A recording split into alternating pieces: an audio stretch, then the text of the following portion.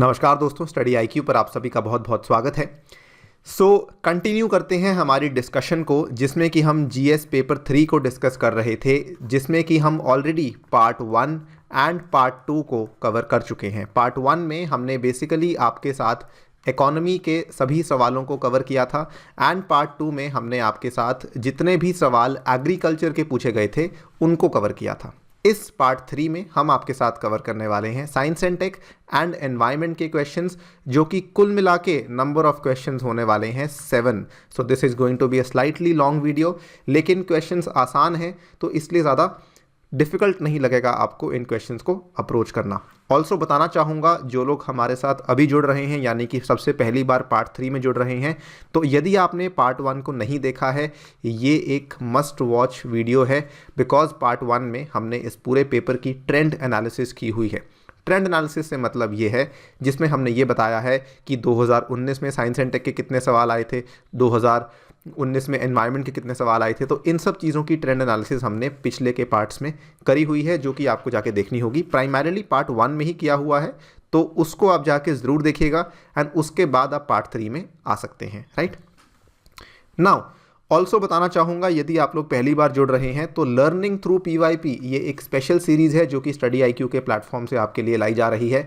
इस सीरीज़ में हमने जीएस मेंस के पेपर्स को डिस्कस किया है सिंस 2013 से लेके 2019 तक, और अब जो कि 2020 के पेपर्स भी कंडक्ट किए जा चुके हैं, तो आपके साथ हम 2020 के पेपर्स को भी डिस्कस कर रहे हैं। राइट, ये अकेली ऐसी सीरीज़ है पूरे यूट्यूब पे जहाँ पे हमने पिछले सभी सालों के पेपर्स को डिस्कस किया हुआ है बहुत ही अच्छे तरीके से।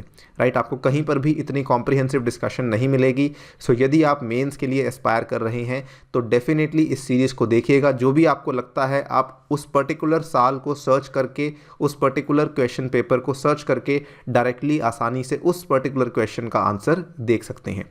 हमने खास रूप से ध्यान दिया है कि सबसे पहले हम आपको अप्रोच बताते हैं, ठीक है, और अप्रोच बताने के बाद हम आपको बताते हैं आंसर, यानी कि इसका आपको आंसर कैसे लिखना है। तो दोनों चीज़ों पे फोकस किया हुआ है, ज़्यादा फोकस हमारा अप्रोच पे रहता है। राइट, तो ये बेहतर चीज़ है इस पर्टिकुलर सीरीज़ की। यदि आप एस्पायर कर रहे हैं, दोबारा कहना चाहूँगा, डेफिनेटली इस सीरीज़ को फॉलो कीजिए। ऑल राइट, अब स्टार्ट कर सकते हैं जीएस पेपर 3 का पार्ट नंबर 3 2020 का, जिसकी एनालिसिस में हम कवर करेंगे साइंस एंड टेक और एनवायरनमेंट। मेरा नाम है अनिरुद्ध। यदि आप लोग मुझसे सोशल मीडिया पे जुड़ना चाहते हैं तो टेलीग्राम, इंस्टाग्राम और ट्विटर पे मुझसे कनेक्ट कर सकते हैं। याद रखिए, इंस्टाग्राम पे आप मुझे क्वेरीज पूछ सकते हैं, आपकी जो भी क्वेरीज है I will be happy to answer them. और टेलीग्राम पे मेरी सभी यूट्यूब वीडियोज़ के PDFs आपको उपलब्ध करवाए जाते हैं। राइट, ऑल्सो यदि आप लोग इस साल की यूपीएससी की तैयारी कर रहे हैं, यानी कि 2021 वाले यूपीएससी के प्रीलिम्स में अपीयर होना चाहते हैं, इस कोर्स को बाय करना बिल्कुल भी ना भूलें। ये कोर्स को आप बाय कर सकते हैं स्टडी आईक्यू की गूगल प्ले स्टोर की ऐप से, जिस कोर्स में हमने पिछले 10 साल के पेपर्स को डिस्कस किया है in a very very different manner. ये एक सब्जेक्ट वाइज तरीके से डिस्कस किया गया है। सो यदि आप तैयारी कर रहे हैं, इस कोर्स को डेफिनेटली बाय करिएगा। All right, let us begin now.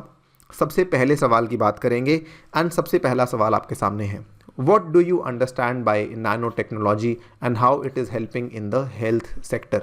Nano technology से आप क्या समझते हैं और ये स्वास्थ्य क्षेत्र में कैसे मदद कर रहा है। What do you understand by nano technology, पहला पार्ट तो आपका ये हो गया, बड़ा सिंपल सा पार्ट है। ठीक है, 10 नंबर का क्वेश्चन है। देखिए, ध्यान देने वाली बात क्या है, 10 नंबर का क्वेश्चन है, 150 वर्ड्स हैं। 150 वर्ड्स को 2 पार्ट्स में तोड़ दीजिए। 2 पार्ट्स में कैसे, एक आपका इंट्रोडक्शन होने वाला है और एक आपका बॉडी होने वाला है। इंट्रोडक्शन में हम अप्रॉक्सीमेटली कितने वर्ड्स देना चाहते हैं, इंट्रोडक्शन में हम अप्रॉक्सीमेटली 20 to 30 वर्ड्स देना चाहते हैं। बचे हुए 100 से ज़्यादा वर्ड्स जो हैं उनको हम बॉडी में देंगे। ठीक है, अच्छा, ये जो थीम है, what do you understand nano technology, ये थीम वाला क्वेश्चन पहले भी यूपीएससी पूछ चुकी है, और हर बार जब भी आप यूपीएससी का पेपर देने जाते हैं, नैनो टेक्नोलॉजी के सब्जेक्ट को पढ़ के जाना एक तरीके से अनिवार्य है, क्योंकि इसको लेके सवाल काफ़ी ज़्यादा पूछे जाते हैं। सो प्लीज़ अगेन, ऐसा कुछ भी नहीं है जो मैं आपको नया बता रहा हूँ, दिस इज समथिंग जो हर किसी को मालूम है। नैनो टेक्नोलॉजी को लाइटली नहीं ले सकते हैं। कुछ कुछ बड़ी बेसिक चीज़ें हैं, नैनो टेक्नोलॉजी हुआ, बायोटेक्नोलॉजी हुआ, इनको लेके यूपीएससी अक्सर इंटरेस्टेड रहता ही है, तो आप इन चीज़ों को लाइटली नहीं ले सकते हैं। कुछ स्टैंडर्ड चीज़ें हैं कि किस तरीके से ये आपके हेल्थ सेक्टर में, किस तरीके से आपका जो ये बीमारियों के क्षेत्र में हेल्प कर सकते हैं, इसी तरह के सवाल पूछे जाते हैं बार बार। ठीक है, आप 2016 का क्वेश्चन देखिए, why is nano technology one of the key technologies of the 21st century, describe salient features of Indian government's mission on nano science and technology and the scope of its application in the development process of the country. ठीक है, वही सवाल, almost वैसा ही सवाल, what do you understand by nano technology पूछा गया है। Coming to the answer structure, answer structure में मैंने आपको क्या बताया, 2 हिस्से हैं। पहला हिस्सा आपकी इंट्रोडक्शन है, आप इंट्रोडक्शन को मिस नहीं कर सकते हैं at any cost whatsoever. So पहला हिस्सा आपका इंट्रोडक्शन है, जहां पे आपने नैनो टेक्नोलॉजी को ब्रीफली डिफाइन करना है। उसके बाद सेकंड हिस्सा क्या है, discuss its role and various applications in the health sector, यानी कि इसके क्या क्या रोल हो सकते हैं, क्या क्या ये स्वास्थ्य के क्षेत्र में किस किस तरीके से मदद कर सकता है, वो आपको सेकेंड पार्ट में बताना है। So very straight forward approach I guess, right. इसमें इस फिगर पे आई विल कम बैक। पहले हम बात कर लेते हैं नैनो टेक्नोलॉजी की इंट्रोडक्शन में आप क्या लिखने वाले हैं। Nano technology is science, engineering and technology conducted at the nano scale. तो बेसिकली कुछ नहीं है, ये एक ऐसी तकनीक है जिसमें कि बेसिकली आप क्या कर रहे हैं, फिर भले वो विज्ञान हो, फिर भले वो इंजीनियरिंग हो, फिर भले वो टेक्नोलॉजी या तकनीक हो, आप उसको कंडक्ट किस लेवल पे कर रहे हैं, आप बेसिकली नैनो स्केल पे कंडक्ट कर रहे हैं, which is about 1 to 100 nanometres. तो नैनो टेक्नोलॉजी की ना आपको बहुत सारी डेफिनेशंस देखने को मिलेंगी, लेकिन मेरी कोशिश ये रहती है एक ऐसी डेफिनेशन देने की जो कि आपको याद रह सके। ये डेफिनेशन आपको याद रह सकती है, nano technology is science, engineering and technology conducted at the nano scale which is approximately 1 to 100 nanometres. Nanotechnology improves existing industrial processes, materials, and applications by scaling them down to the nanoscale in order to ultimately fully exploit the unique quantum and the surface phenomena that matter exhibits at the nanoscale। ठीक है, ये basic characteristic है nano technology की। ये क्या था, ये nano technology का आपकी डेफिनेशन है, परिभाषा है, ये बेसिक फाउंडेशन है कि ये नैनो टेक्नोलॉजी इतनी अच्छी चीज़ है कि ये भले इंडस्ट्रियल प्रोसेसेस हों, भले मटेरियल्स हों, भले एप्लीकेशंस हों, ये सभी चीज़ों को नैनो स्केल पे जाके कंडक्ट करती है, सो दैट ये जो यूनिक क्वांटम और सरफेस फिनोमिना है जो कि मैटर शो करता है नैनो स्केल पे, उन चीज़ों को ये एक्सप्लॉइट कर सकें। ठीक है, coming to the second part कि स्वास्थ्य के क्षेत्र में इसकी क्या भूमिका हो सकती है। It is already leading to dramatic improvements in the health care sector. यहाँ पे हम देख सकते हैं, देखिए कई सारी चीज़ें हैं और ये ऐसी चीज़ें हैं जो कि अगेन अगर आप मेंस की तैयारी कर रहे हैं तो ये सभी के सभी वर्ड्स, ये सभी के सभी फ्रेजेस आपने कहीं ना कहीं सुने ही होते हैं। Targeted therapy, scientist are using nano particles to target the tumours in drug delivery systems and to improve medical imaging. आपने क्या किया, आपने अब क्या करते हैं लोग कि अब डॉक्टर्स क्या कर रहे हैं, मान लीजिए बॉडी का एक पर्टिकुलर एरिया है, ठीक है, बॉडी का एक पर्टिकुलर एरिया है, इस पर्टिकुलर एरिया के इस पार्ट में मान लीजिए ट्यूमर है, ठीक है, यहाँ पे ट्यूमर है।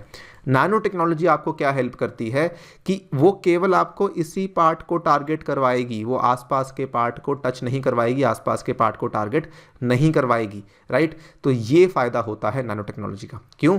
क्योंकि ये छोटे से छोटे लेवल को भी टारगेट कर सकती है, छोटे से छोटे लेवल पर भी काम कर सकती है। उसके बाद multi functional therapy, some nano particle based treatments are multifunctional, they can both find tumors and carry the drugs for the treatment. यानी कि वो एक तो ट्यूमर को भी फाइंड करता है। नॉर्मली क्या है, मान लीजिए आपने एक्सरे करवाया, मान लीजिए आपने सीटी स्कैन करवाया, तो वो आपको दवाई थोड़ी दे रहा है, वो आपको क्या कर रहा है कि वो केवल बता रहा है प्रॉब्लम क्या है। लेकिन नैनो टेक्नोलॉजी में आप दवाई, आप सिम्टम पता लगाने के साथ साथ उस पर्टिकुलर जगह तक ड्रग्स को भी पहुंचा सकते हैं। ये बड़ी अच्छी बात है। इसके बाद cost effective health care, nano technology is also being used to cut the cost of medicine and health care, advancement of research and development, it is also helping to increase the speed of DNA sequencing and to provide scaffolding for tissue regeneration और wound treatment. ठीक है, scaffolding क्या होती है, मान लीजिए कोई tissue टूट चुका है, कोई टिश्यू डैमेज हो चुका है, तो उसके लिए आपको स्कैफोल्ड, एक तरीके से आप ऐसा समझ सकते हैं, एक तरीके से आपको एम्प्यूटेशन देनी है, एक तरीके से आपको नया अंग लगाना है, तो उस चीज़ को स्कैफोल्डिंग कहा जाता है इन केस ऑफ टिश्यूज़। तो उस केस में भी नैनो टेक्नोलॉजी काफ़ी ज़्यादा हेल्प कर रही है। यही नहीं और बहुत सारी चीज़ें हैं, इनको आप यहाँ से पढ़ सकते हैं।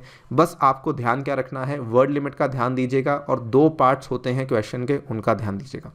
इस फिगर को देख सकते हैं, नैनो टेक्नोलॉजी देखिए improved understanding of the chemicals at the cellular molecular level, improved identification validation of target proteins and drug levels, reduced time for identification of new drugs, reduction of precious reagents required to screen potential drugs, improved visualization of drug interactions, increased throughput. So कई सारी चीज़ें हैं, इसका कोई and नहीं है, कई सारी टेक्नोलॉजीज़ हैं, कई सारे रिसर्च पेपर्स हैं जो कि लिखे जा रहे हैं रिगार्डिंग नैनो टेक्नोलॉजी। ठीक है, आपको एग्जामिनर को 4 से 5 पॉइंट्स देने हैं सो दैट वो कन्विंस हो जाए कि जी हाँ आपको मालूम है नैनो टेक्नोलॉजी कहाँ कहाँ पे इस्तेमाल हो रही है।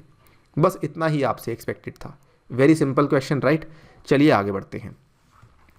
ये बड़ा अच्छा क्वेश्चन है और बड़ा आसान क्वेश्चन भी है। देखिए साइंस को लेकर सवाल ज़्यादा पूछे गए इस बार, ऑलमोस्ट आई थिंक 4 क्वेश्चंस पूछे गए हैं, नहीं 3 क्वेश्चंस पूछे गए हैं, बट क्वेश्चंस आसान हैं, सो ज़्यादा चिंता करने वाली बात नहीं है। जनरली साइंस को लेके जो क्वेश्चंस पूछे जाते हैं वो 2 क्वेश्चंस ही होते हैं, कभी कभार 1 भी होता है, कभी कभार 2 होते हैं, लेकिन इस बार 3 सवाल पूछे गए हैं, बट फॉर्चुनेटली तीनों सवाल बहुत ही आसान हैं। How is science interwoven deeply with our lives? What are the striking changes in agriculture triggered off by the science-based technologies? विज्ञान हमारे जीवन में गहराई तक कैसे गुधा हुआ है? सबसे पहले हम आगे बढ़ने से पहले पहले पार्ट का ही आंसर कर देते हैं। मुझे ऐसे क्वेश्चंस बहुत अच्छे लगते हैं जिसमें एग्जामिनर ने डायरेक्टली आपसे 2 क्वेश्चंस पूछे हुए हैं। इस केस में क्या है कि आपको मालूम है कि 5 मार्क्स इस चीज़ के हैं और 5 मार्क्स इस चीज़ के हैं। ठीक है, तो आपको एटलीस्ट इतनी संतुष्टि ज़रूर है कि हम थोड़ा सा इसको अटेंड करेंगे, थोड़ा सा इसको अटेंड करेंगे और क्लियरली हम अच्छे मार्क्स अटेंड कर सकते हैं। ठीक है, तो पहले हम पहले पार्ट को ही देख लेते हैं। क्या पूछा गया है कि साइंस हमारे जीवन में किस तरीके से गुथा हुआ है। Explain briefly the role played by science in our daily lifes. अब देखिए, आगे बढ़ने से पहले आप खुद सोचिए साइंस आपके जीवन में कहाँ कहाँ तक है। अभी आप जो वीडियो देख रहे हैं ये भी तो साइंस है ना। मैं वीडियो अपने घर पे बैठ के बना रहा हूँ, मैं वीडियो अपने ऑफिस में बैठ के बना रहा हूँ, वीडियो आपके तक पहुँच रही है, यूट्यूब के माध्यम से पहुँच रही है। यूट्यूब कैसे आया? यूट्यूब इंटरनेट से आया। इंटरनेट कैसे आया? इंटरनेट साइंस से आया, टेक्नोलॉजी से आया। सिमिलरली आप कुछ भी करते हैं, आप गाड़ी चलाते हैं तो भी वहाँ पर भी साइंस है, आप खाना खाते हैं तो वहाँ पर भी साइंस है। हर चीज़ में साइंस आपके जीवन में है। आप किसी भी चीज़ को इग्नोर नहीं कर सकते हैं। आपके घर पे मान लीजिए कोई फ्रिज है, कोई वॉशिंग मशीन है, तो वहाँ पर भी साइंस और टेक्नोलॉजी है। ऑलमोस्ट एवरीवेयर आपके घर पे बिजली आ रही है तो वो भी साइंस है। ये आपको बताना था पहले वाले पार्ट में। ऐसे क्वेश्चन में बच्चे बहुत सोचने लगते हैं। यूपीएससी आपसे केवल यही तो पूछ रहा है कि किस तरीके से ये इंटरवोवन है, किस तरीके से गुथा हुआ है, इतना ही आपको बताना है। ये देखिए, पहले पार्ट में science is deeply involve in our daily activities such as cooking, बिल्कुल सही बात है। ईटिंग, बिल्कुल सही बात है। आपका जो पूरा का पूरा डाइजेशन का प्रोसेस है वो भी तो साइंस है, राइट। अगर आप कुछ उल्टा सीधा खा लेते हैं तो आप किसके पास जाएंगे? आप एक डॉक्टर के पास जाएंगे। डॉक्टर किसका इंसान है? डॉक्टर एक साइंस का इंसान है जो कि आपको बताएगा साइंटिफिक आधार पे कि आपने गलत खा लिया, आपको ये नहीं खाना चाहिए था। फिर आप ब्रीदिंग करते हैं तो वो भी साइंस है, आपकी लंग्स जैसे काम करती हैं। आप ड्राइविंग करते हैं वो भी साइंस है। आप खेलने कूदने जाते हैं वो भी साइंस है, वहाँ पर भी फिजिक्स का रोल प्ले होता है। ठीक है, आपने मान लीजिए क्रिकेट खेला तो बॉल क्या डायरेक्शन में जाएगी वो भी साइंस है। फुटबॉल खेलते हैं, कहाँ मारेंगे, कहाँ जाएंगी, हर तरह पे साइंस है। बिल्कुल बेसिक चीज़ आपको बतानी है। ठीक है, it is the basis of so many inventions and applications that without their existence we can not really imagine our daily lifes. मान लीजिए आज बिजली का निर्माण ना हुआ होता तो क्या आप ये वीडियो देख पाते? वीडियो छोड़िए, क्या आपके घर पे लाइट होती? मान लीजिए आज मेडिसिन का निर्माण ना हुआ हो पाता तो क्या आज जो मनुष्य की लॉन्गेविटी है, जो जीवन जीने की एक वो होता है जिसको कहते हैं कि इंडिया में 67 है, 70 है, अमेरिका में 75 है, तो क्या ये इम्प्रूव हो पाता? हेल्थ केयर है, मॉडर्न एग्रीकल्चर है, क्या ये हो पाती चीज़ें? ट्रैक्टर क्या आ पाता? तो ये हर तरह की चीज़ें हैं। आप जितनी चीज़ें बताएंगे, जितने एग्जाम्पल्स आप बताएंगे, उतने बेहतर मार्क्स आपको पहले पार्ट में मिल जाएंगे। मेरा यहाँ पे लेसन आपको क्या सीखना है?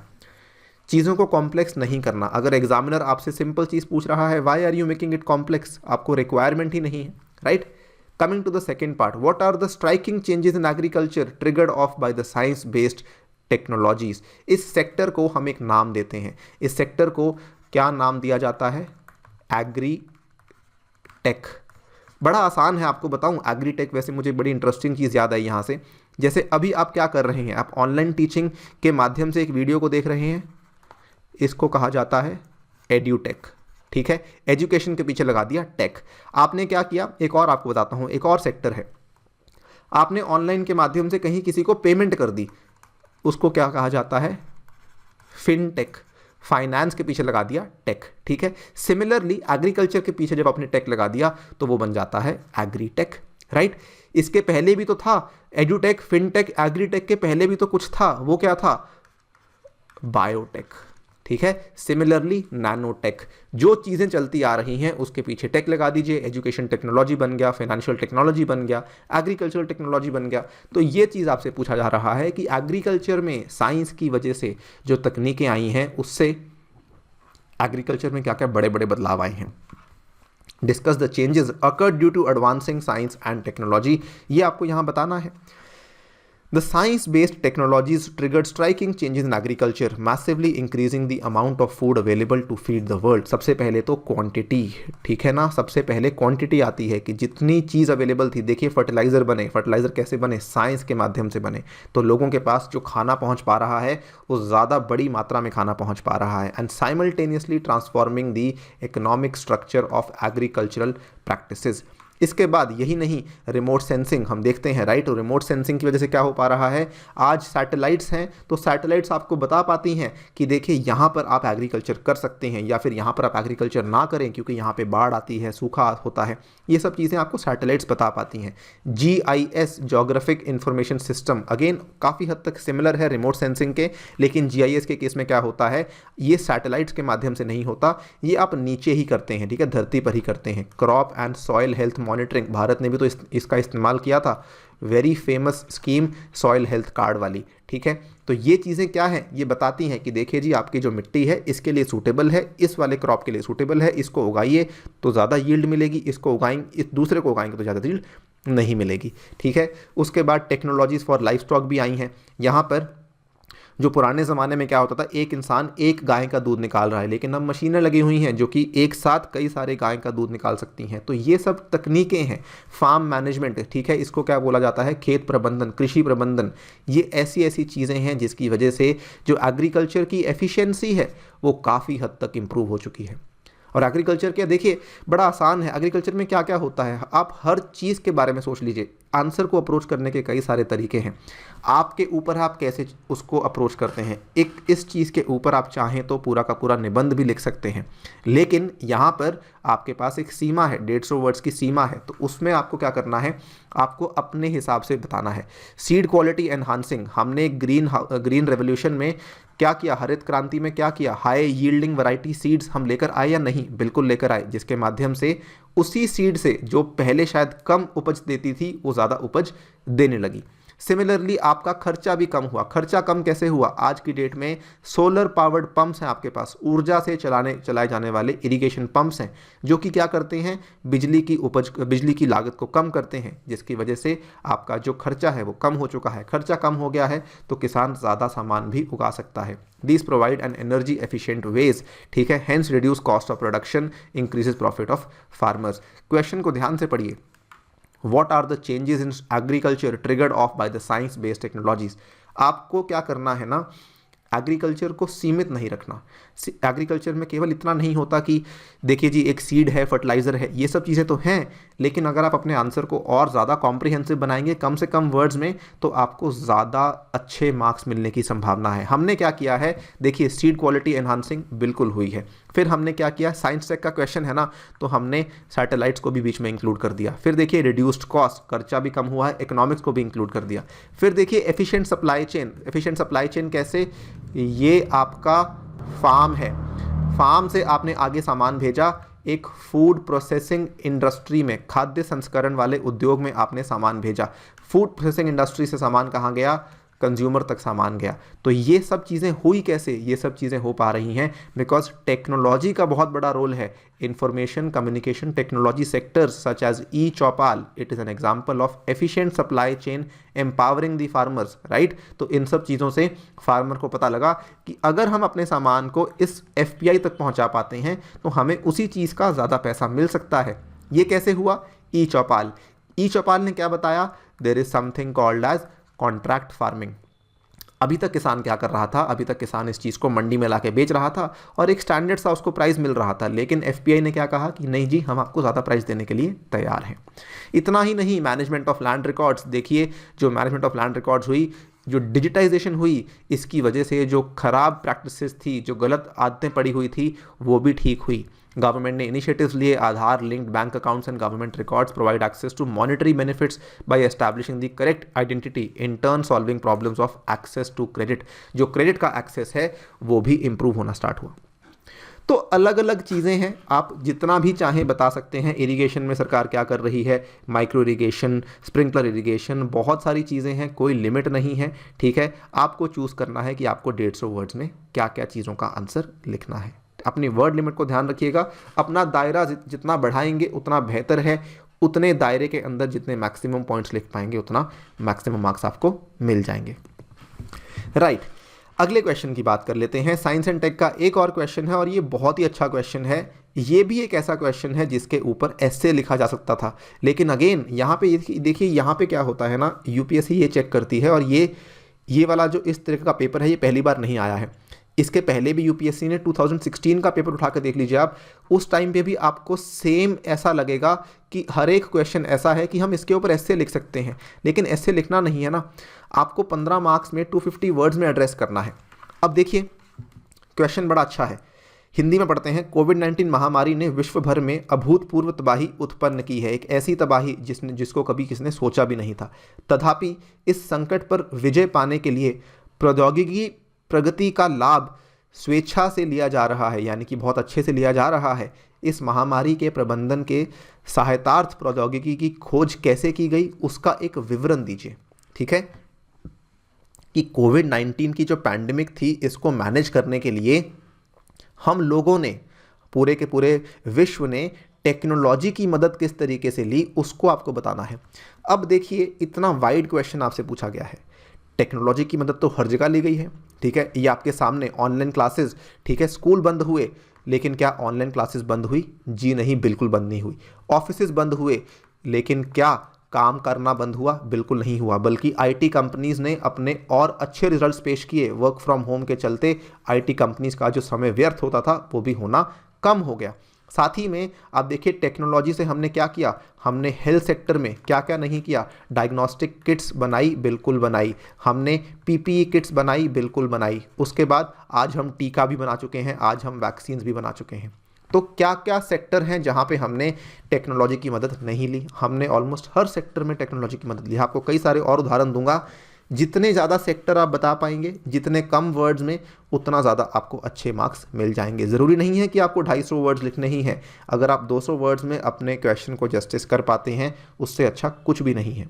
ठीक है, क्वेश्चन बहुत ही आसान है, लेकिन इसमें भी बच्चे मैक्सिमम मार्क्स नहीं ला पाते हैं, क्योंकि बच्चे क्या करते हैं, एस्पिरेंट्स क्या करते हैं, वो अपने आप को सीमित कर लेते हैं, एक सेक्टर तक सीमित कर लेते हैं। जब आप अपने आप को सीमित करते हैं, यूपीएससी को समझ आ जाता है कि इस बच्चे में ज़्यादा बड़ा सोचने की जो है क्षमता नहीं है, ज़्यादा होराइजन इसका बड़ा नहीं है, जो कि आपको यहाँ पे कहीं ना कहीं डील करना है। देखिए सबसे पहले आपने क्या करना है, briefly introduce by discussing about the impact of कोविड-19। क्यों? क्योंकि पहला स्टेटमेंट आपको एड्रेस करना है ना, कोविड-19 pandemic has caused unprecedented devastation worldwide, तो इस चीज़ को एड्रेस करना है। उसके बाद आपको बताना है discuss how technology help to manage the pandemic crisis. देखिए the COVID pandemic has led to a considerable loss of human lifes and materials worldwide. ठीक है, ये लाइफ्स होना चाहिए, I am sorry about this. It also poses an unprecedented challenge to public health, food systems, and the world of work. The economic and social disruption caused by pandemic is devastating. Devastating कैसे हुआ? देखिए कई सारे लोग जो हैं वो बहुत ज़्यादा चरम गरीबी में चले गए हैं, चरम गरीबी में गिर चुके हैं। कई सारे लोग ऐसे हैं जो अंडर नरिश्ड रह चुके हैं, जिनको पोषण नहीं मिलता। कई सारे लोग ऐसे हैं जो कि बेरोज़गार हो चुके हैं। इस चीज़ में कोई दो राय नहीं। तो यहाँ पे हमारी मदद किसने करी? हमारी मदद करी टेक्नोलॉजी ने। लोगों तक ये बात कैसे पहुँचाई कि आपको अपने घर पे रहना है? क्या हर किसी के घर पे जाके बताया गया था? जी नहीं, टीवी के माध्यम से बताया गया था, मोबाइल फ़ोन के माध्यम से बताया गया था, राइट। इंटरनेट ने आपको बचाया। इंटरनेट ने लोगों को इस चीज़ के बारे में जागरूक किया कि अगर आप अभी घर से निकलेंगे तो आपको कोरोना बीमारी हो सकती है। आरोग्य सेतु ऐप ने लोगों को जागरूक किया। ये चीज़ें हैं जो कि टेक्नोलॉजी कर पाई। ठीक है, एजुकेशन हुआ, हेल्थ हुआ, उसके बाद सरकारी महकमों का कामकाज नहीं रुका। क्यों नहीं रुका? टेक्नोलॉजी थी। ई गवर्नेंस था जो कि अभी तक चलता आ रहा था, जिसके माध्यम से हमारा सरकारी ढांचा नहीं टूटा। तो ये सब बातें बहुत बड़ी बातें हैं। Technology has impacted our lifes in the current कोविड-19 pandemic in the following ways. मैं ज़्यादा डेप्थ में नहीं जाऊँगा, केवल ऊपर ऊपर से देखिए। डायग्नोसिस एंड प्रिवेंशन कर पाए या नहीं कर पाए, नई नई डायग्नोसिस टेक्निक्स आई। RT-PCR का नाम सुना होगा, एंटीबॉडी टेस्ट का नाम सुना होगा, रैपिड टेस्ट का नाम सुना होगा। ये चीज़ें क्या हैं? ये साइंस की ही देन है। इंफ्रारेड एंड वायरलेस थर्मोमीटर्स आए ना। पहले क्या था, आपको थर्मोमीटर क्या करते थे, या तो आपके मुंह में रखते थे या फिर आपकी आर्मपिट में रखते थे, आपका थर्मोमीटर मेजर करना है। लेकिन अब मालूम है कि एक दूसरे को टच नहीं कर सकते, तो अब क्या है, इंफ्रारेड थर्मोमीटर आए, IR थर्मोमीटर्स आए, जो कि जगह जगह पे लगाए गए। ठीक है, होटल्स हुए, रेलवे स्टेशन हुए, शॉप्स, हॉस्पिटल्स, जगह जगह पे लगाए गए और पता करा गया कि लोगों को टेम्परेचर है या नहीं है। उसके बाद कॉन्टैक्ट ट्रेसिंग, अगेन ऐप्स थी या नहीं थी, आरोग्य सेतु ऐप के माध्यम से पता लगता है कि लोगों को एजुकेट करवाया गया और लोगों को बताया गया क्या क्या आपको नेसेसरी प्रिकॉशंस लेनी है। डिस्टेंस लर्निंग जो अभी आप कर पा रहे हैं। ठीक है, most of the educational institutions have started to offer their courses online. क्यों? To make sure education is not disrupted due to the pandemic. Work from home हुआ, डिसेमिनेशन ऑफ इन्फॉर्मेशन, जो लोगों तक सूचनाओं को पहुंचाना, BSNL, जियो, एयरटेल वगैरह वगैरह ने कॉलर ट्यून्स लगाई। आपको मालूम होगा जब भी आप किसी को फ़ोन करते हैं तो बताया जाता है कि कोविड-19 महामारी अभी ख़त्म नहीं हुई है, या फिर मान लीजिए बताया जाता है कि अब जो है वैक्सीन सरकार लगाने लग गई है, हर किसी को मौका मिलेगा। ये सब बातें हैं। तो ये चीज़ें हैं जो कि आपके पास टेक्नोलॉजी ही कर पाई है। जितने आप ज़्यादा पॉइंट्स बताएंगे कम से कम शब्दों में, उतने आपको मैक्सिमम मार्क्स मिल जाएंगे। हमने यहाँ पे 2 और 3, 2 और 2 4 और 6 पॉइंट्स बताए हैं, अलग अलग पॉइंट्स बताए हैं, अलग अलग तरीके से जो आपकी लाइफ को इम्पैक्ट करते हैं। तो ये चीज़ें आपसे एक्सपेक्टेड थी। तीनों के तीनों क्वेश्चन साइंस वाले बहुत ही आसान थे। मैं उम्मीद यही करता हूँ कि आपने अच्छे से लिखा होगा और अच्छे मार्क्स अटेन किए होंगे। अब हम बात करेंगे एनवायरनमेंट के बेस के क्वेश्चंस की। ठीक है, I will not spend so much time on environment based questions जितना कि मैंने साइंस वाले क्वेश्चंस पे लगाया है। थोड़ा कोशिश करेंगे इसको जल्दी निपटाने की। How does the draft EIA notification differ from the existing EIA notification of 2006? आपको मालूम होना चाहिए कि अभी जो भारत में चल रही EIA की नोटिफिकेशन है वो 2006 में लाई गई थी, और रिसेंटली 2020 में एक नई नोटिफिकेशन जारी करी गई थी, अधिसूचना जारी करी गई थी, जिसको लेके काफ़ी ज़्यादा लोग हताश थे, लोग परेशान थे। जो एनवायरमेंटलिस्ट हैं, जो लोग हैं, उनको लगा कि ये हमसे हमारे जो पर्यावरणीय अधिकार हैं वो हमसे छीने जा रहे हैं। ठीक है, तो आपको क्या करना है, आपका आंसर का जो मेन बॉडी होने वाला है वो तो यही होगा, bring out the difference between new notification and the existing EIA। ठीक है, यहाँ पे 2-3 तरीके हैं करने के। चाहे तो आप नॉर्मली लिख सकते हैं, चाहे तो आप टेबल के माध्यम से भी बता सकते हैं। दोनों तरीके इक्वली फाइन है। कोई आपको ये बोलेगा टेबल से ज़्यादा मार्क्स मिलते हैं, ऐसा नहीं होता। वो तरीका है लिखने का अपना अपना, जो भी आपको कंफर्टेबल महसूस करवाता है प्लीज़ वैसे ही प्रोसीड कीजिए। Don't have to worry about कि केवल टेबल आपके मार्क्स को नहीं बढ़ाएगा। और लेकिन स्टार्टिंग में, क्योंकि ये इंपॉर्टेंट कीवर्ड है एनवायरमेंटल इम्पैक्ट असेसमेंट, ये होता क्या है, तो इसकी जो प्रक्रिया है उसको आपको एक तरीके से पहले शुरुआत में बताना होगा, ये प्रोसेस असल में क्या है। ठीक है, चलिए स्टार्ट करते हैं।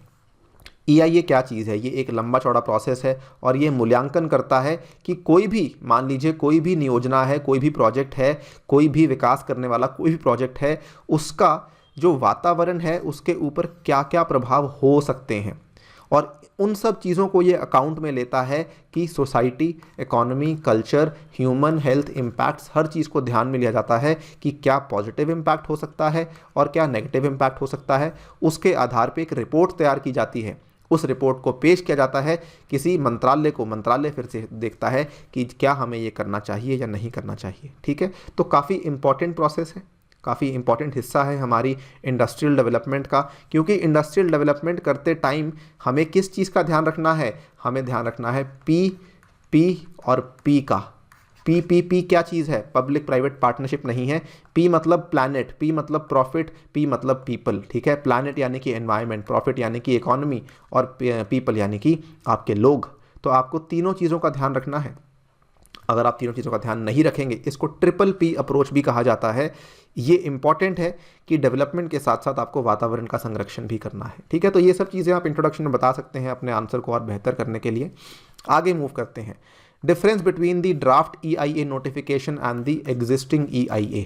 सबसे पहले तो क्या हुआ, कई सारे ऐसे प्रोजेक्ट्स हैं, कई सारे ऐसी एक्टिविटीज़ हैं जो कि अब पब्लिक कंसल्टेशन के परव्यू में से निकाल दिए गए हैं। ठीक है, तो पहले क्या था, केवल आपको उदाहरण के तौर पर बता रहा हूँ, मान लीजिए पहले ऐसा 1000 प्रोजेक्ट्स थे, जो कि जिनके लिए पब्लिक कंसल्टेशन रिक्वायर्ड थी। अब क्या कर दिया है, अब बोल दिया है कि केवल 800 प्रोजेक्ट्स हैं जिनके लिए कंसल्टेशन चाहिए, अब 200 प्रोजेक्ट्स के लिए कंसल्टेशन नहीं चाहिए। तो पब्लिक इस चीज़ को लेके हताश है। ठीक है, यहाँ पे एक फिगर भी आप इसको बाद में देख सकते हैं आके।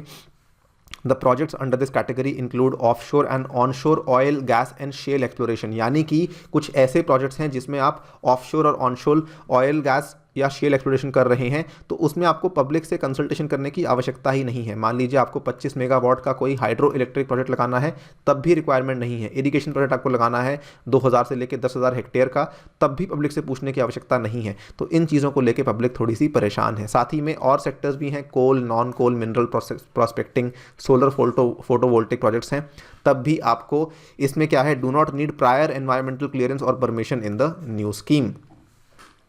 देखिए, मैं आपसे ये एक्सपेक्ट नहीं करता कि आप इन सभी सेक्टर्स का नाम बताएंगे, लेकिन आपको ये बताना बहुत ज़रूरी है कि जो नंबर ऑफ़ प्रोजेक्ट्स हैं वो अब कम कर दिए गए हैं फ्रॉम पब्लिक कंसल्टेशन परव्यू। पहले ज़्यादा थे, अब कम है। Second point, subverts public consultation. पहले क्या था, नोटिस पीरियड दिया जाता था पब्लिक हियरिंग के लिए, वो नोटिस पीरियड 30 दिन का था, जिसको कम करके 20 दिन कर दिया गया है। तो अगेन पब्लिक को यहाँ पे दरकिनार किया गया है, पब्लिक को इग्नोर किया गया है, जिसकी वजह से हो सकता है किसी प्रौद्योगिकी नियोजन का शायद प्रभाव जो है वो पब्लिक के ऊपर नेगेटिव भी तो पड़ सकता है। This will make it difficult to study the draft report more so when it is not widely available और provided in the regional language. खैर, सेकंड पॉइंट को आप इग्नोर कर सकते हैं, बट जो पहला पॉइंट है वो ये है कि आपके पास समय की कमी है। ठीक है, आपने EIA रिपोर्ट पब्लिक को पेश करी और पब्लिक को कहा कि 20 दिन के अंदर अंदर अगर आपको कोई अपील करनी है तो कर सकते हैं। पहले वो समय 30 दिन का था, तो पब्लिक को यहाँ पे अगेन थोड़ा साइडलाइन किया गया है। New provision for post facto environmental clearance. अब देखिए, ये सबसे खतरनाक चीज़ है जिसको लेकर ये चीज़ें बताई, ये जो नया बदलाव हुआ है। पहले क्या होता था, ध्यान से देखिए, पहले होती थी परमिशन। ठीक है, पहले परमिशन ली जाएगी, उसके बाद प्रोजेक्ट लगाया जाएगा। ठीक है, उसके बाद प्रोजेक्ट पे काम करना शुरू किया जाएगा। अब क्या है, सरकार ने ये बोल दिया, मान लीजिए आपको परमिशन लेने में देरी हो रही है, तो आप क्या करिए, पहले प्रोजेक्ट को शुरू कर दीजिए। ठीक है, फिर बाद में आके परमिशन ले लेना, है ना। तो ये चीज़ है, ये चीज़ को लेके पब्लिक ऑब्वियसली और एनवायरमेंटलिस्ट काफ़ी परेशान है कि आपने ऐसा कैसे कर दिया। New provision for post facto environmental clearance. Post facto यानी कि आपने प्रोजेक्ट शुरू कर दिया, फिर आके आप परमिशन मांग रहे हैं। ठीक है, उसके बाद promotes expansion for project modernisation and expansion. The norms in the 2020 notification are liberal with only those involving than more than 25% increase requiring EIA and over 50% attracting public consultation. ये वाले आप प्रावधान को भी समझ लीजिए। मान लीजिए एक कोई कंपनी है जिसने कि 10 एकड़ में कोई प्रोजेक्ट लगाया हुआ है। ठीक है, उस कंपनी ने कल को ये कहा कि जी हम अपने प्रोजेक्ट को 10 एकड़ से बढ़ा करके 11 एकड़ में करना चाहते हैं। तो पहले क्या होता था, पहले ये था कि अगर आपको बढ़ाना है तो उस केस में सरकार की अनुमति लेनी होगी। लेकिन अब क्या बोल दिया है कि 25% तक अगर आपको नहीं, अगर मान लीजिए आपको 12 एकड़ तक बढ़ाना है तो कोई बात नहीं, आपको किसी से पूछने की आवश्यकता नहीं है। अगर आपको 12.5 एकड़ बढ़ाना है तो उस केस में आपको जो है हमसे अनुमति लेनी होगी। 50% बढ़ाना है तो आपको पब्लिक से भी पूछना होगा। तो ये चीज़ भी गलत है। Diluted compliance mechanism. Project proponents need to submit only 1 annual report on compliance with conditions compare to the existing 2। पहले क्या था, साल में आपको 2 बार रिपोर्ट पेश करनी पड़ती थी, अब आप एक बार भी रिपोर्ट पेश करके परे हो सकते हैं। देखिए, सब चीज़ें ठीक हैं। ठीक है, आपको ये सारे पॉइंट्स हो सकता है मालूम भी हो, मेरे बताने के पहले आपको मालूम हो। ध्यान किस बात का रखना है, आप UPSC का पेपर लिख रहे हैं। ठीक है, आप कल को अगर सिलेक्ट हो जाते हैं तो आप किसको रिप्रेजेंट करेंगे, आप गवर्नमेंट को रिप्रेजेंट करेंगे। एग्जामिनर ने आपसे ये नहीं पूछा critically examine the new EIA notification 2020 with respect to the existing notification 2006। Examiner ने आपसे क्या पूछा है, हाउ। ठीक है, कैसे भिन्न है। देखिए, 2 चीज़ें होती हैं, एक होता है ऑब्जेक्टिव, एक होता है सब्जेक्टिव। ऑब्जेक्टिव यानी कि आपको नॉर्मली बताना है कि देखिए जी ये था और ये है। ठीक है, आपने क्या बताना है, ये 2006 वाला ये था, 2020 वाला ये है।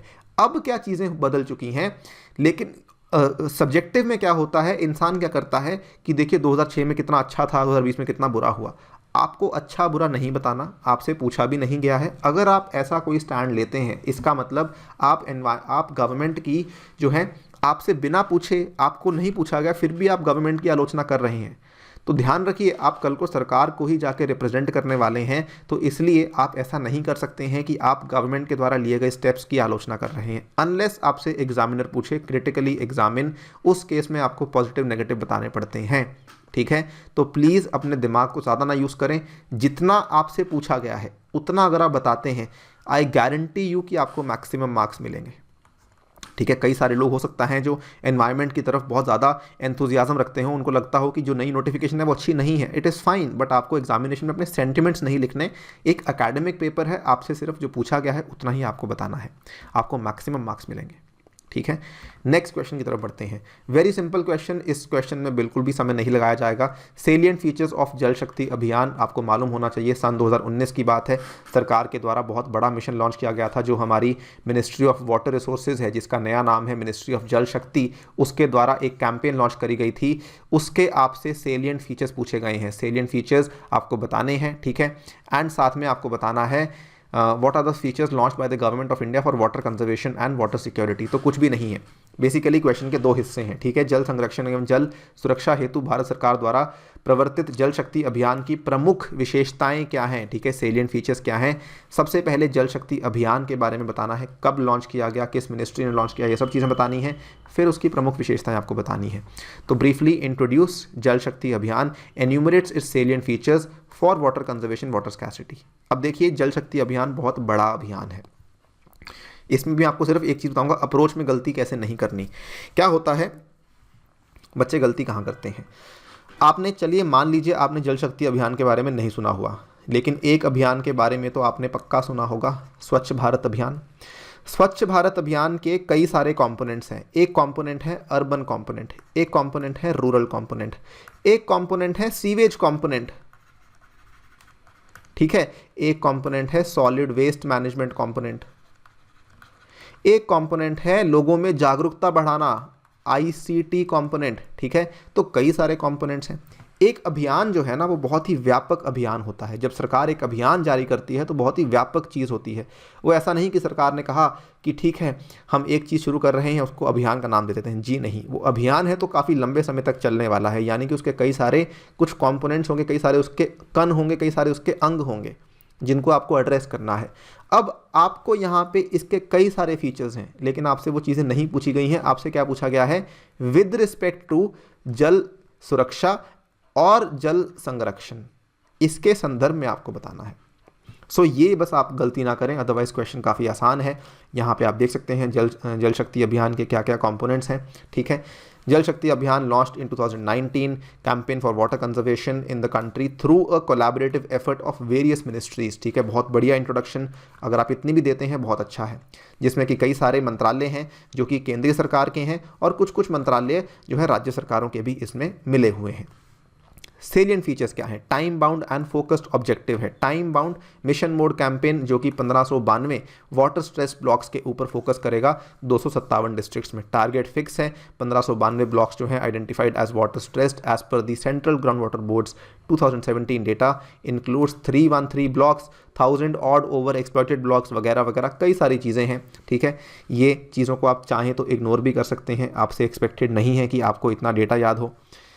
चीज़ें इंपॉर्टेंट क्या है, सबसे पहला कंपोनेंट वाटरशेड डेवलपमेंट। जल शक्ति अभियान के अंदर बताया गया है the scheme focuses over development of watersheds and aquifers in the water stressed regions. ठीक है, ये बहुत ही अच्छा सोल्यूशन है, जो ज्योग्राफी वाले बच्चे हैं वो उस चीज़ से रिलेट कर पाते होंगे। कोलैबोरेटिव अप्रोच है, जल शक्ति अभियान is a collaborative effort of various ministries of government of India and state governments being coordinated by the department of drinking water.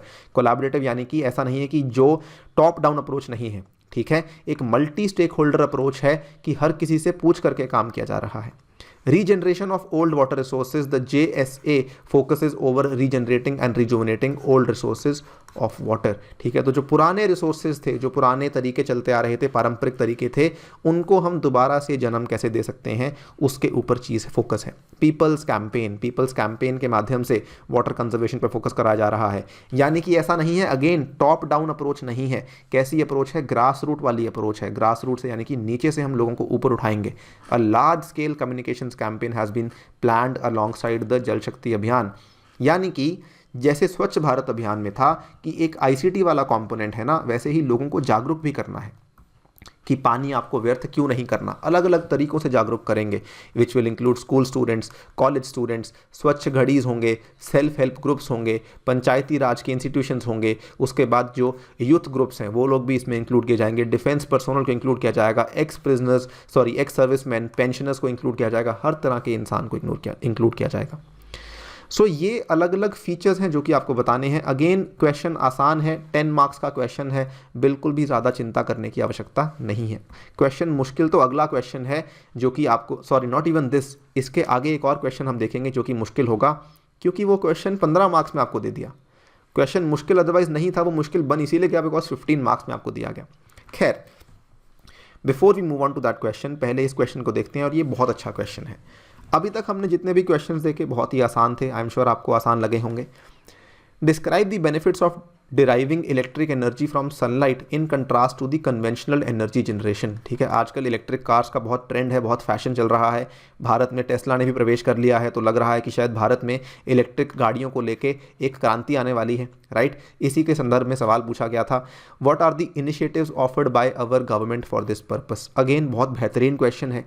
Question के 2 हिस्से हैं, पहला हिस्सा ये वाला हिस्सा है, दूसरा हिस्सा ये वाला हिस्सा है। आपने नोटिस किया होगा मैं साइंस एंड टेक के क्वेश्चंस में, एनवायरनमेंट के क्वेश्चंस में आपको कीवर्ड्स नहीं बताता, क्योंकि मैं समझता हूं कि यहाँ पर कीवर्ड्स बिल्कुल आपके सामने पड़े होते हैं। अनलाइक अदर क्वेश्चंस जहाँ पे आपको कीवर्ड्स ढूंढने पड़ते हैं, ये बड़े सिंपल से सवाल होते हैं, तो कीवर्ड्स ढूंढने आपको समय नहीं लगता। ठीक है, अब देखिए सबसे पहले क्या बताना है आपको। इंट्रोडक्शन में आपको इलेक्ट्रिक एनर्जी की बात नहीं करनी है, इंट्रोडक्शन में आपको बात करनी है सनलाइट की। इलेक्ट्रिक एनर्जी की बात तो आप बॉडी में कर ही देंगे, ठीक है। तो आपको बताना है what is the benefit of sunlight इन, मतलब कि सनलाइट से जो आप इलेक्ट्रिक एनर्जी दे सकते हैं उसका क्या फ़ायदा है। तो briefly discuss the status of solar energy in India, discuss the benefits of solar energy, ठीक है, discuss the benefits of deriving electric energy from solar energy and enumerate the government initiatives. तीसरा पार्ट तो बिल्कुल ही आसान है कि government ने क्या क्या किया है फॉर दिस पर्पस।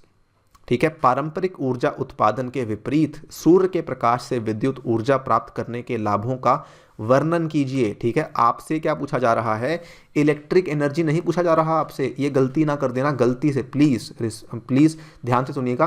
पूछा जा रहा है कि अगर आप सूर्य के प्रकाश से जो है इलेक्ट्रिसिटी को पैदा करते हैं तो उसका फायदा क्या है। ठीक है, तो इलेक्ट्रिक एनर्जी पे फोकस नहीं है, फोकस किस पे है, सोलर एनर्जी पे फोकस है। इसीलिए discuss the status of solar energy in India, discuss the benefits of solar energy second part, and briefly describe the various government initiatives which have been taken for development of solar energy in India। Clear है ये बात। सबसे पहले recently India achieved 5th global position in solar power deployment by surpassing Italy. Okay, introduction है, solar power capacity has increase more than 11 times. Introduction है, पहला part खत्म हो गया आपका। ये आपने क्या बताया कि भारत में सौर ऊर्जा का जो स्थिति है वो क्या है, जो स्तर है वो कितना है, क्या है, ये मालूम होना चाहिए, ये फिगर्स आपको मालूम होनी चाहिए। कम से कम प्रधानमंत्री साल में 5 बार आके बताते हैं कि सौर ऊर्जा में भारत इतनी आगे पहुंच चुका है, तो आपसे एक्सपेक्टेड है कि आपको नंबर भी याद हो। Benefits of solar energy, renewable energy resource है, बिल्कुल सही बात है, जितना चाहें इस्तेमाल कर सकते हैं। डाइवर्स एप्लीकेशंस हैं, ऐसा तो नहीं कि केवल एक चीज़ में इस्तेमाल होगा, it can be use for diverse purposes, it can generate electricity, photovoltaics, और डायरेक्टली आप इसको गर्म भी कर सकते हैं ना सोलर थर्मल से, बिल्कुल कर सकते हैं। मेंटेनेंस कॉस्ट भी कम है। The solar panels only need to be kept relatively clean, long life है, लंबी शेल्फ लाइफ है, टेक्नोलॉजी डेवलपमेंट है, बहुत तेज़ी से डेवलपमेंट हो रही है, ठीक है, जिसके माध्यम से हम कह सकते हैं इसके बेनिफिट्स बहुत सारे हैं। गवर्नमेंट इनिशिएटिव्स और भी आसान है, Jawaharlal Nehru national solar mission, जितने हर किसी बच्चे को मालूम होगा, ठीक है, कि हमने ये शुरू किया था 2010 में शुरू किया था। हमारा जो एम था it was to reduce the cost of solar power generation, and हमें 20,000 मेगावाट या फिर 20 गीगावाट का ग्रिड कनेक्टेड सोलर पावर लाना था भारत में। उसके बाद भारतीय सरकार ने रूफटॉप स्कीम चालू करवाई गई थी, जो कि सेकी के द्वारा एग्जीक्यूट करी जा रही है, solar energy corporation of India. Then we have the solar park scheme, जो कि अगेन रिसेंटली शुरू करी गई है। The scheme proposes to offer support by the government of India. तो ये कई सारी स्कीम्स हैं जो कि शुरू करी गई हैं। VGF स्कीम है, राइट, ये आप बता सकते हैं। बिल्कुल आसान क्वेश्चन है पर बहुत अच्छा क्वेश्चन है, पहले भी आ चुका है, आई थिंक 15 या 16 में आया था ऐसा क्वेश्चन, तो वहाँ से भी आप आइडिया ले सकते हैं कि ऐसे क्वेश्चंस के आने की संभावना कितनी बढ़ चुकी है। सोलर एनर्जी को लेके ऑलमोस्ट हर साल क्वेश्चन एक्सपेक्टेड होता है, तो आपको ध्यान तो रखना ही होगा। Coming to the next and I think the last question है ये क्वेश्चन भी आसान था, लेकिन अगर मैं बताऊं जितने भी एस्पिरेंट से मैंने बात करी है तो वो यही बोलते हैं कि सर क्वेश्चन तो आसान था लेकिन 15 मार्क्स में दे दिया, इतना कुछ हमारे पास लिखने को नहीं था। ये सब चीज़ें जो हैं नेशनल क्लीन एयर प्रोग्राम के बारे में आपसे उसके की फीचर्स पूछ लिए गए, उसकी मुख्य विशेषताएं पूछ ली गई। ना प्रॉब्लम क्या होती है कि ये सब चीज़ें बच्चे पढ़ के जाते हैं प्रीलिम्स के एग्ज़ाम के लिए, उनको कभी एक्सपेक्टेड नहीं होता कि मेंस एग्ज़ाम में इतना कुछ पूछ लिया जाएगा इतनी डिटेल में। भारत सरकार द्वारा आरंभ किए गए राष्ट्रीय स्वच्छ वायु कार्यक्रम national clean air programme NCAP की प्रमुख विशेषताएं क्या हैं? आपसे कुछ पूछा ही नहीं क्या? अगेन जो आपसे अभी पूछा गया था जल शक्ति अभियान, क्वेश्चन वैसे ही पूछा गया है लेकिन 15 मार्क्स में 250 वर्ड्स में आप क्या लिखेंगे? तो ये तकलीफ होती है। अदरवाइज क्वेश्चन आसान है, ठीक है। आप देखिए, सबसे पहले NCAP was a government programme launched by the ministry of environment forest and climate change in 2019। चलिए बात ठीक है। प्रोग्राम का एक पोल्यूशन कंट्रोल इनिशिएटिव, ठीक है, जो दूषण है उसको हमें काबू में लाना है, उसको हमें नियंत्रण में लाना है, उसके लिए पहल ली गई थी with the major goal of reducing the concentration of coarse and fine particulate matter. इसको आसान करने के लिए सस्पेंडेड पार्टिकुलेट मैटर की जो कॉन्सेंट्रेशन है उसको आपको कम करना था in the atmosphere bye at least 20% by the year 2024, ठीक है। इतनी बात खत्म हो गई। अब की फीचर्स क्या क्या हैं? Comprehensive approach to air pollution issues. Program aims to expand the NAAQI यानी कि नेशनल एयर क्वालिटी इंडेक्स का जो मॉनिटरिंग नेटवर्क बनाया गया है उसको एक्सपैंड करना चाहते हैं, ठीक है। आई एम श्योर आपने सुना होगा NAAQI, ठीक है ना, national ambient air quality index. इसको national air quality monitoring network के तहत निकाला गया था। इसको एक्सपैंड करना है, यानी कि अगर मान लीजिए आज ये 10 शहरों में है तो कल को इसे हमें पूरे भारत में लेके आना है। To build capacity for air pollution management, ठीक है, जो हमारी वायु प्रदूषण के प्रबंधन के लिए हमारी क्षमताएं हैं उसको और बढ़ाना है। रेज पब्लिक अवेयरनेस, ये सब चीज़ें करनी है। NCAP also aims to have a feasible plan for the prevention management and control of air pollution. Multi levels implementation का मतलब क्या है कि नेशनल लेवल पे एक एपेक्स कमेटी बनाई जाएगी जो हमारा वातावरण मंत्रालय है वहाँ पर होगी। उसके बाद स्टेट लेवल पे चीफ सेक्रेटरी के स्तर पे कमिटीज़ बनाई जाएंगी which will oversee the implementation of the scheme. उसके बाद collaboration among different stakeholders. NCAP से जॉइंट कोलैबोरेशन अलग अलग मंत्रालयों को लाया गया है। Ministry of road transport highways, ministry of new and renewable energy, ministry of petroleum natural gas, इन सभी को ऑन बोर्ड लाया गया है। साथ ही में कई सारे क्षेत्रों को लाया गया है, कई सारे सेगमेंट्स को लाया गया है, जैसे कि अकेडमिया हुआ, संस्थान हुए, फिलांथ्रोपिक फाउंडेशंस हुए जो कि चैरिटी करने वाले, दान करने वाले जो संस्थान होते हैं उनको लाया गया है। सिविल सोसाइटीज़ हैं जो गैर सरकारी संगठन हैं उनको भी लाया गया है। देखिए, जब आपके पास वर्ड्स नहीं होते ना तो ये बड़ा अच्छा तरीका है आंसर को देखने का कि अलग अलग मिनिस्ट्री साथ में काम करेंगी, स्टेट्स और सेंटर साथ में काम करेंगे, NGOs और गवर्नमेंट साथ में काम करेगी, इंस्टीट्यूट साथ में काम करेंगे, इंडस्ट्री साथ में काम करेंगी। ये अच्छा तरीका है अपने वर्ड्स को भरने का। ये आपके लिए मैंने जानबूझ के इस तरह का क्वेश्चन आंसर दिया है। इन केस आपको कभी लगे कि वर्ड्स की कमी है तो इस तरीके से आप हमेशा अपने वर्ड्स को फिल आउट कर सकते हैं, ठीक है। अंत में the NCAP will prove to be significant step towards clean environment in the country if it is implemented in its letter and spirit alike. Its effective implementation would help to achieve India its SDGs before stipulated time. ये भी एक बड़ी standard सी conclusion है कि अगर कोई भी अच्छी चीज़ है, ठीक है, कोई भी अच्छी चीज़ है, जल शक्ति अभियान हुआ, NCAP हुआ, हर चीज़ में आप बोल सकते हैं ना कि SDGs अटेन करने में हेल्प करेगा, बिल्कुल करेगा। तो ये आपका बड़ा स्टैंडर्ड तरीका है चीज़ों को अप्रोच करने का, आपको अच्छे मार्क्स अचीव करने का। मैं समझता हूँ बहुत ही आसान पेपर आया था साइंस एंड टेक का और एनवायरनमेंट का, बिल्कुल भी आपको मार्क्स यहाँ पे लूज़ करना नहीं बनता है। इसी के साथ इस वीडियो को यहाँ पे मैं कंक्लूड करता हूँ। अगली वीडियो में हम कंटिन्यू करेंगे और अंत करेंगे पेपर 3 का, जिसमें कि हम डिज़ास्टर मैनेजमेंट और इंटरनल सिक्योरिटी से जुड़े हुए सवालों को कवर करेंगे। तब तक के लिए thank you for listening, stay tuned and stay safe.